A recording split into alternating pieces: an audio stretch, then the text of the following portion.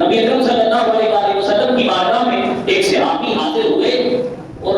حاضر ہو کر عرض کرنے لگے کہ یا رسول اللہ صلی اللہ علیہ وسلم، میرا ہمسایہ بڑی سخت طبیعت کا ہے، ہر وقت کسی نہ کسی معاملے پر اس کا میرے ساتھ اختلاف رہتا ہے۔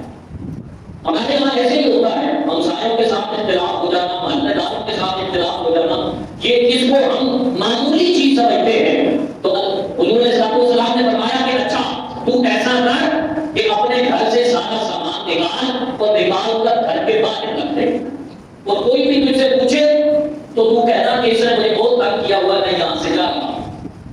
اس نے ایسا ہی کیا، اس نے اپنا سامان گھر سے باہر نکال دیا، جو بھی پوچھتا تھا تو وہ کہتا تھا کہ اس نے بہت تنگ کیا ہے، لہٰذا میں نے سوچا کہ بادشاہ چھوڑ کے چلا جائے۔ وہ ہر کوئی اسے لعنت ملامت کرنے لگا کہ تو کیسا بندہ ہے، تیری وجہ سے ہمسایہ تنگ ہے، تو چھوڑ کر جا رہا ہے۔ اس کو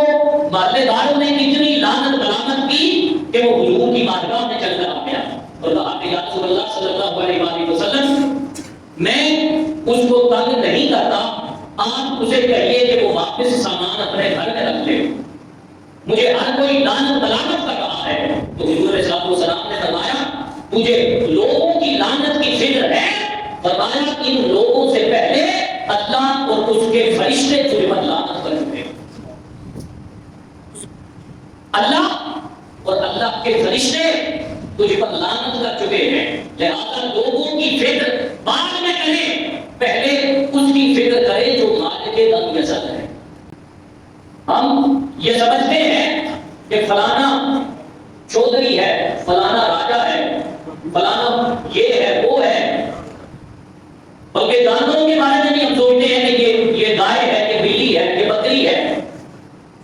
لیکن سوچ کا ایک زاویہ یہ بھی ہونا چاہیے کہ ان تمام کو پیدا کرنے والا وہ ان کا مالک ہے۔ حضور صلی اللہ علیہ وسلم نے فرمایا کہ میں نماز میں موجود تھا کہ مجھ پر اللہ رب العزت نے وحی فرمائی ایک خاتون کے متعلق جو بظاہر نیک اعمال کرتی تھی، لیکن اس نے ایک بلی کو باندھ کر رکھا کہ اس کو چھوڑا نہیں کہ وہ کوئی کھانا کھا لے یا کوئی چوہا تلاش کر کے کھا لے، اس بلی کو باندھ کر رکھا۔ فرمایا بظاہر نیک اعمال کرنے والی اس خاتون کو اللہ رب العزت نے جہنم میں ڈال دیا، صرف اس بلی پر تشدد کرنے کی وجہ سے۔ تو اس کا خالق وہی رب ہے جس نے آپ کو اور مجھے